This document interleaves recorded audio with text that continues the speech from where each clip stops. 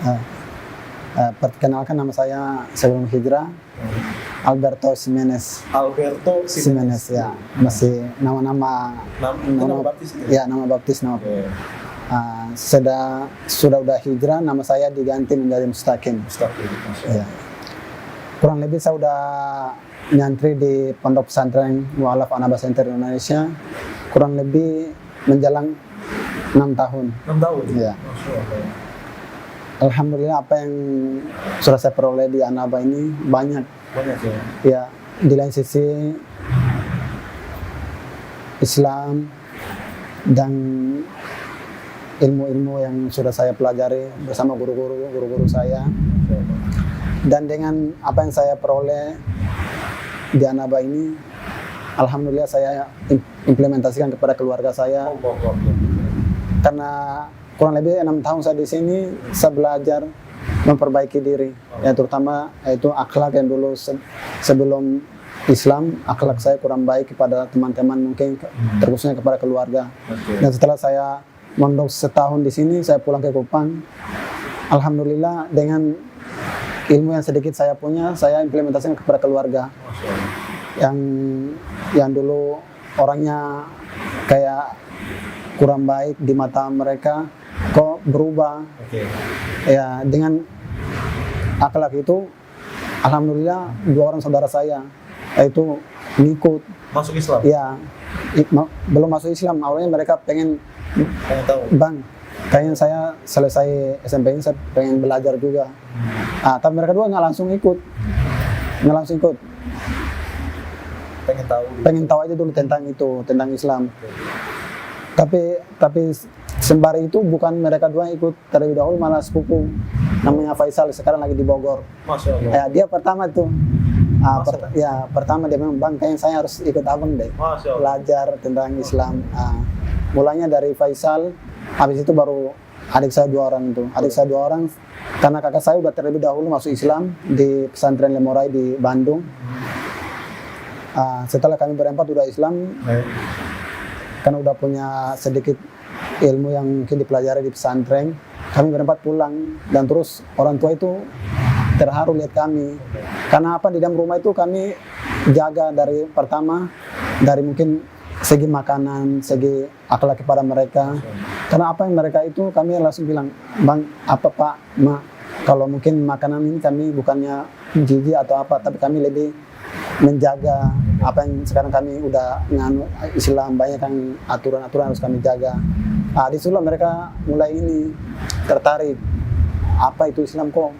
Awalnya dulu piring harus itu di ini, sekarang udah pisah piringnya, sendok, apanya, gelasnya udah dipisah-pisah. Di situ mulai tertarik. Tapi nggak langsung masuk Islam. Mereka dua juga harus apa ya, kami juga sering kabarin tentang ini. Jadi mereka udah mulai itu malamnya, kalau nggak salah ya, malamnya itu mereka dua ngobrol sama kami. Gimana kalian di sana, tentang apa, tanya keadaan, kabar. Sembari itu kami jelaskan apa itu Islam dan itu. Disitulah mulai tertarik mungkin. Disitulah akhirnya sadar. Allahu Akbar. Berarti hikmah antum nyantri di Anaba Center ini bisa membawa keluarga kepada Islam. Allahu Akbar. Berarti Masya Allah ya, memang ya. Hikmahnya itu menurut saya luar biasa. Memang nyantri di Ustadz Nababan ini Masya Allah ya. Pandangan antum sendiri tentang Ustadz Nababan gimana? Yang angkat lihat ya, perilakunya, kemudian apa yang kalau dari saya, Ustadz Nababan bukan hanya sebagai pembina kami di pesantren, tapi udah kami anggap sebagai ayah. Ayah. Beliau sangat banyak membantu kami, banyak melihat keadaan kami dari segi makanan apa. Pokoknya beliau penuhi banget. Beliau sangat mendukung atas apa yang kami lakukan dari segi belajar, dari segi pendidikan, biaya, dan terus uang jajan pun beliau kasih. Ya, dikasih. Beliau sangat gratis semua. Iya, sangat idola banget, luar biasa banget. Itu bisa dibilang bapak ideologis lah ya, Masya Allah ya. Jadi itulah mungkin hikmah dari Mustaqim ini nyantri di Anaba Center ya, Insya Allah. Nah, Sekarang kita coba ingin tahu nih, bagaimana perjalanan kisah hijrah antum nih, Mas Mustaqim. Mungkin kan antum bisa dibilang keluarga dulunya satu agama non-muslim semua kan. Nah itu gimana ceritanya bisa satu keluarga muslim dan antum bagaimana ceritanya? Terlebih antum gimana? Ya, pertama waktu selesai SMA, karena saya dikasih 3 pilihan, bingung. Asal dari mana? Saya asal dari Timor Leste. Timor Leste. Timor Leste, cuma hijrahnya di Kota Kupang, NTT. Kupang NTT. Itu di sana kan minoritas ya? Minoritas, Bang. Islam minoritas. Nah, gimana lanjut silakan. Ya. Sebelum saya dapat hidayah masuk Islam, saya dikasih 3 pilihan. Yang dimana karena saya orangnya suka gimana ya, mikir dan terus lihat keadaan di Kota Kupang mulai kurang baik dari segi pergaulan. Karena kalau saya memilih untuk kuliah di Kupang, saya rasa bakalan kurang baik. Dan yang kedua itu disuruh balik ke Timor Leste biar kuliahnya di sana. Saya mikir lagi karena di lain sisi bahasa Portu saya nggak bisa, bahasa Tetun juga kurang lancar. Itu menjadi dampak buruk buat saya. Di situ nggak ada jalan. Tiba-tiba kakak yang di Bandung pengen itu, kamu mau belajar nggak? Aku udah Islam. Ya, aku udah Islam. Udah Islam duluan. Ya udah Islam duluan, beliau udah Islam duluan. Terus dia tawarin, kamu pengen belajar nggak? Ya saya pengen. Cuma itu nggak ada niat mau pengen masuk Islam karena itu belum tertarik sama Islam banget. Karena saya belum. Kenapa belum tertarik pada saat itu? Ya karena belum ada. Tapi ada pandangan apa terhadap Islam pada saat itu? Karena dulu salah satu saya gimana ya? Karena saya dulu di Kupang salah satu anak yang suka bergaul dan terus emang teman-teman saya banyak yang Islam. Islam dan mereka itu ya seperti kami, apa aja disantap, apa aja dilakukan. Makanya dari situ saya apa bedanya Katolik sama itu ya karena saya punya makan itu juga makan. Iya. Bukan makan itu lagi kayak minuman itu kami sering bareng. Dan terus apa-apa itu udah itu. Jadi disitulah saya bilang kayak nggak ada bedanya di Islam sama itu deh.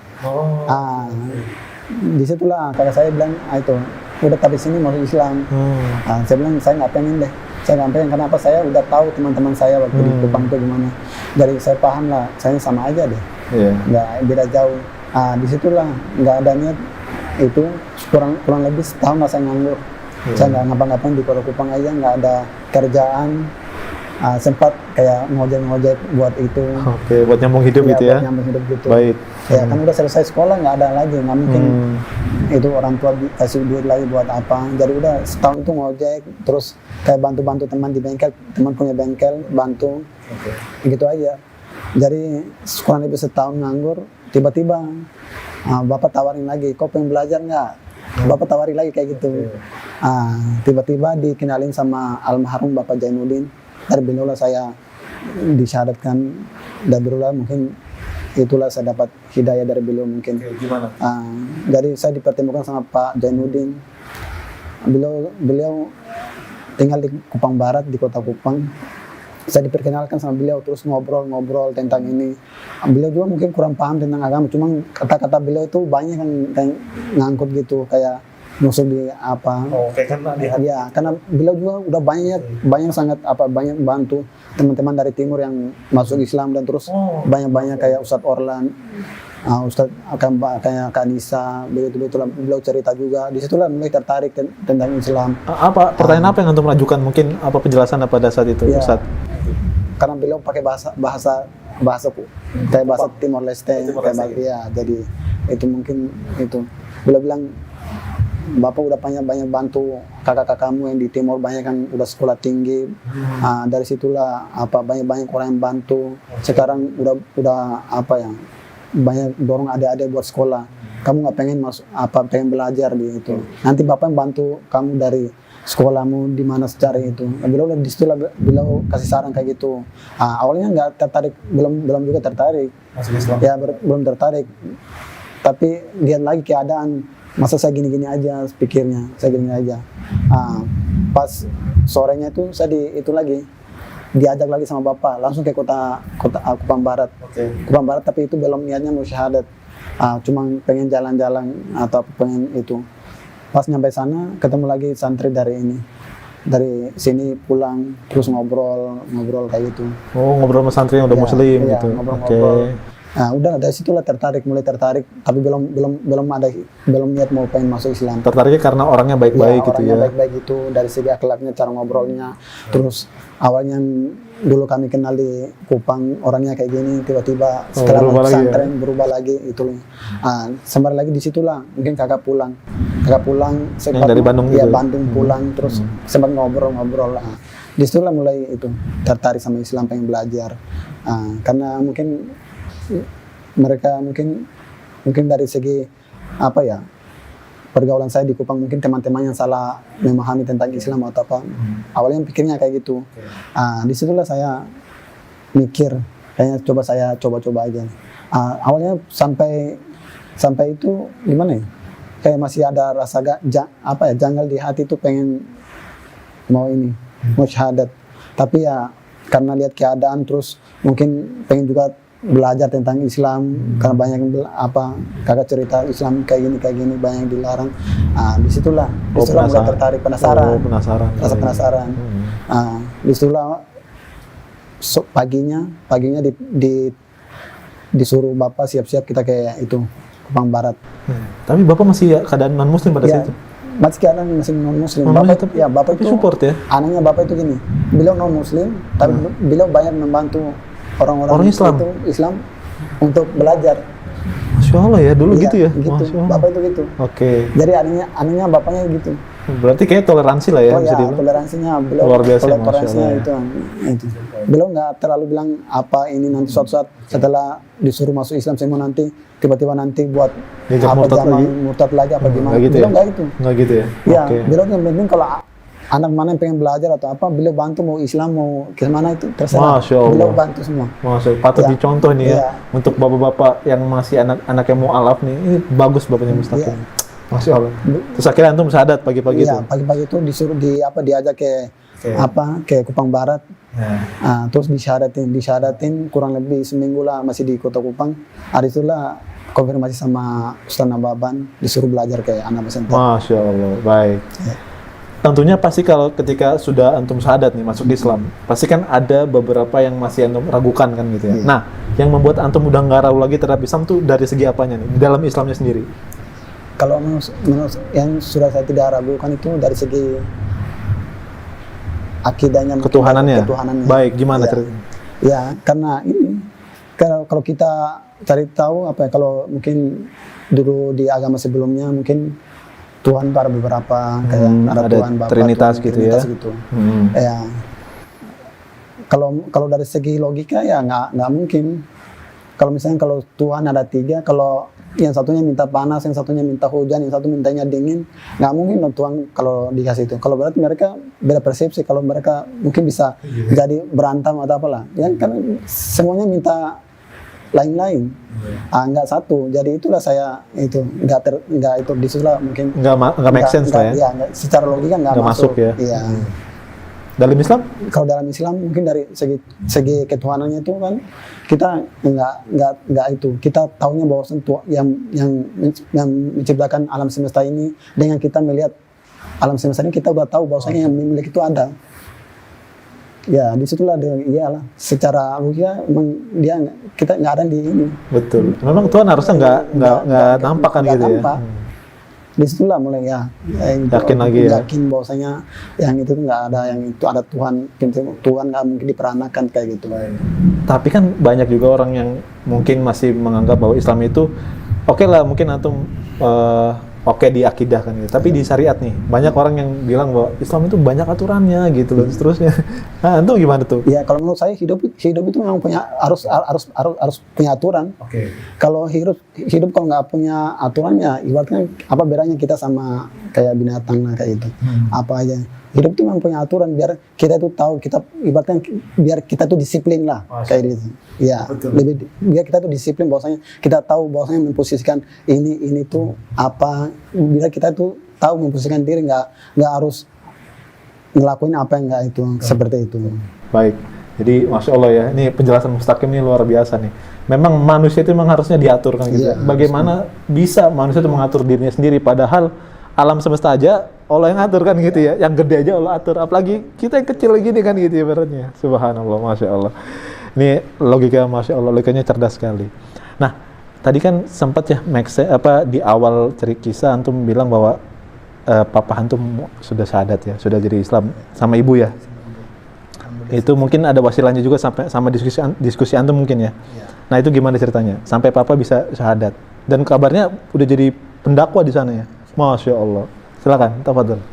Jadi bapak itu karena mungkin melihat kami berempat, misalnya anak-anaknya udah Islam, dan terus beliau juga udah banyak bantu anak orang lain masuk Islam. Terus setiap saat itu kami, misalnya kalau lagi video call lewat WhatsApp itu, kami berempat itu ngobrol tentang Islam. Disitulah itu salah satu mungkin itu ya, bapak dorong kami masuk Islam tapi belum ada niat pengen masuk Islam. Terus ketawa-ketawa kayak gitu aja. Sambil bercanda gitu ya. Bercanda. Cuma mungkin karena di lain sisi karena beliau kan salah satu gimana ya? Pembesar agama sebelumnya. Dan terus beliau lah salah satu ibaratnya di sana di rumah itu salah satu kayak patung rosario. Itu beliau dulu ajukan ke orang untuk dapat itu. Disitulah mungkin dari segi apa ya, toleransi atau dari apa mungkin nggak enak sama yang lain gitu ya. Jadi beliau belum tertarik. Di lain sisi terus adalah mungkin kata-kata saya, mungkin teman-teman saudara-saudara yang itu bilang, bapak banyak bantu kan anak orang masuk Islam, kami pun udah masuk Islam. Bapak nggak ada niat pengen masuk Islam. Nanti kalau keburu mati atau keburu apa gimana? Di situ belum mikir apa ya, malam belum mikir, pagi-paginya tiba-tiba nelpon. Saya bapak mau masuk Islam, tapi gimana jalannya katanya, gimana caranya. Disitulah mungkin kata-kata itu yang beliau itu dari situ beliau itu minta masuk Islam. Dari situlah saya langsung kabarin Ustadz Nababan, disuruh dibawa ke sini sama ibu. Kalau ibu kan orangnya kayak ikut-ikut aja ya, belum kalau misalnya dari kepala keluarganya udah masuk, ibunya langsung ya. Disitulah bapak disuruh ke anak ya. Tapi bapak pas syahadat itu bukan bapak sendiri sama ibu aja, ada lagi sama tetangga. Tetangga banyak. Jadi Masya Allah. Kalau kurang lebih berapa? 7 orang pas 11 orang datang buat 11 orang? Iya. Dan langsung disyahadatin sama Duta Besar Arab Saudi. Allahu Akbar, Masya Allah. Dan sekarang bapak ya di sana beliau yang sekarang misalnya di cabang di kampung saya itu beliau yang salah satu megang di situ buat mungkin rangkul teman-teman yang udah itu mualaf, dan terus bapak-bapak yang udah disyahadatin di Anaba terus pulang kan nggak ada itu, beliau rangkul mungkin dari ilmunya nggak ada, tapi dari mungkin pantau lah dari segi itu biar sholatnya terus gimana nggak terjun lagi ke agama sebelumnya mungkin. Bisa dibilang menjadi pendamping mu'alaf ya di sana ya. Masya Allah. Itu sesuatu yang saya bilang antum berani, Masya Allah Mas Mustaqim. Karena beberapa mu'alaf yang saya temui, mereka itu lebih condong ke nggak berani untuk ngomong kayak gitu, ngerti nggak? Kayak mereka masih ragu gitu, takut begini, takut begitu, nggak enak perasaannya. Tapi Masya Allah ya, harusnya nih kalau khusus mu'alaf ini dicontoh statementnya Mas Mustaqim untuk berdiskusi dengan ayahnya. Ya sampaikan aja ya, nggak apa-apa ya. Nanti kan gimana ayah kalau udah nggak masuk agama Islam gitu, itu sampaikan aja ya. Kok toh juga nggak bikin kita meninggal kan gitu. Hanya menyampaikan gitu ya, Masya Allah. Itu sekarang sudah menjadi mu'alaf semua. Ada yang masih nggak mu'alaf keluarga? Alhamdulillah udah mu'alaf semua, udah masuk Islam semua. Kapan-kapan kayaknya harus ngumpul terus kita ngobrol kayaknya nih, enak nih. Ya kayaknya kalau bisa jadi pengennya gitu sih, kalau bisa. Ngobrol ya. Masya Allah. Baik Mas Mustaqim. Nah, oke. Mungkin sekarang punya nggak pesan-pesan untuk pemirsa Anaba TV yang mereka mungkin menyaksikan video ini ya. Tadi banyak sekali yang antum ceritakan dari awal sampai akhir. Mungkin antum punya pesan untuk pertama nih untuk mereka yang mungkin nonton mu'alaf. Nah, antum mau pesan apa kira-kira? Kalau pesan ana sih mungkin singkat aja.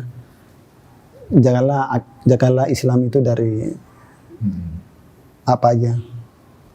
Jika Islam itu udah nggak ada, misalnya dari hati kita kalau udah jauh dari Islam, ya Islam pun akan jauh dari kita, dan apa yang kita lakukan pun akan terjerumus.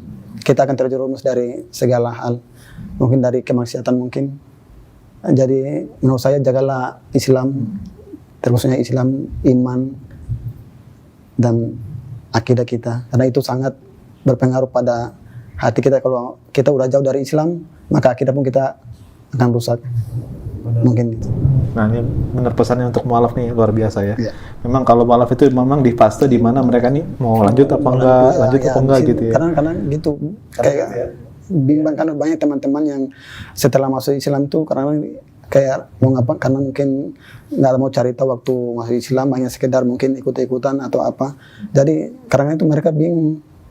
Jadi kalau setelah keluar tuh ya balik lagi karena mencari tahu tentang Islam yang mereka itu tuh belum kuat. Jadi mereka itu kayak mau masuk atau mau keluar lagi kayak gitu. Iya, maka harus dipertahankan akidah itu, insya Allah. Antum udah berapa lama udah nggak jumpa sama keluarga? Kalau saya nggak pulang mungkin udah 6 tahun lah. 6 tahun? 6 tahun nggak pulang. Tapi kalau untuk orang tua kesini udah 2 kali beliau. Oh, 2 kali. Ya, dulu pernah 1 kali beliau antar teman-teman yang lain masuk Islam, beliau datang jumpa. Okay. Dan terus beliau, yang kedua itu beliau syahadat. Oh, jadi jumpanya di sini. Di sini ya. Jumpanya. Tapi secara keseluruhan antum 6 tahun nggak pulang ke sana ya? Masya Allah, itu sebuah kerinduan ya pasti kan gitu ya. Antum biasanya aktivitas di sana gitu ya. Udah pernah ngerasain buka puasa bareng gitu sama keluarga? Belum pernah. Belum pernah? Iya. Waduh, mudah-mudahan Allah mudahkan ya nanti pulang ya. Nah, kira-kira gini, kalau seandainya orang tua antum nonton nih, papa baik mama ya. Nah, ini kira mau pesan apa sih kira-kira? Mau ngomong apa gitu? Ya, kalau mungkin pesan saya semoga baik-baik, semoga baik-baik, dari mungkin diberi kesehatan selalu, semoga akidah Islamnya istiqomah. Amin. Jadi pokoknya itulah mungkin kalau dibilang sih rasa rindunya itu banyak banget. Ya, di sisi pengen dekat sama orang tua, pengen ngobrol apalah banyak tentang itu. Pasti ya. Ya. Anda bisa lihat dari raut wajah antum ya, bahwa antum memang rindu ya. Tapi memang laki-laki tuh biasanya nangis tuh jarang gitu ya. Karena harus kuatkan gitu. Nah gitu buat om tante yang mungkin nonton juga, salam dari saya Dok Fatih. Insya Allah Mustaqim ini di sini belajar dan juga pasti juga bermanfaat juga untuk om tante. Baik, nah sekarang mungkin pesan untuk kaum muslimin yang mungkin mereka sudah dapat hidayah duluan lebih dari antum nih.